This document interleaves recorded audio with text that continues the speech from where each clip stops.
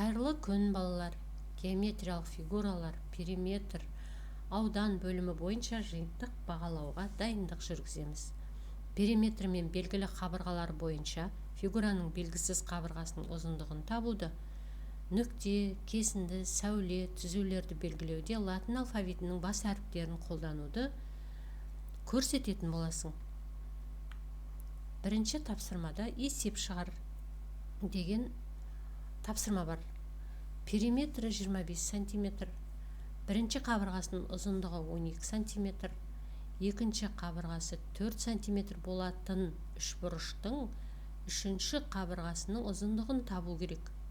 Ол үшін периметрдің ұзындығынан белгілі екі қабырғаның ұзындығын қосып азайтасың. Сонда үшінші қабырғаның ұзындығы белгілі болады. Осы тапсырма арқылы периметр бойынша фигураның белгісіз қабырғасының ұзындығын тауып, өзіңе тиісті ұпайды алатын боласың. Екінші тапсырмада фигураларды дұрыс белгіленген қатарды белгіле. Фигуралары дұрыс белгіленген қатарды белгілеп көрсет.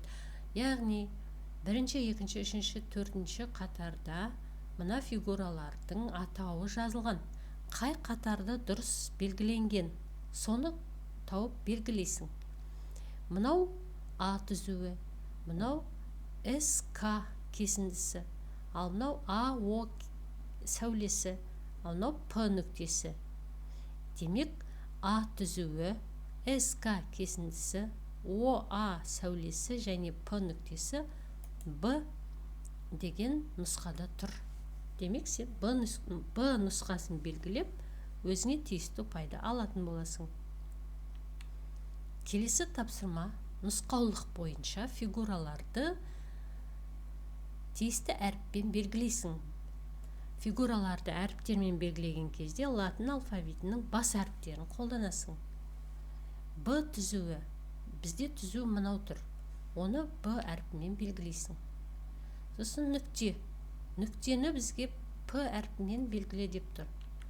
Демек, нүкте П нүктесі. УК сәулесі, сәуле міне тұр.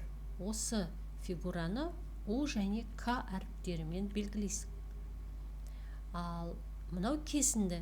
Кесіндіні СА әріптерімен белгіле деп тұр.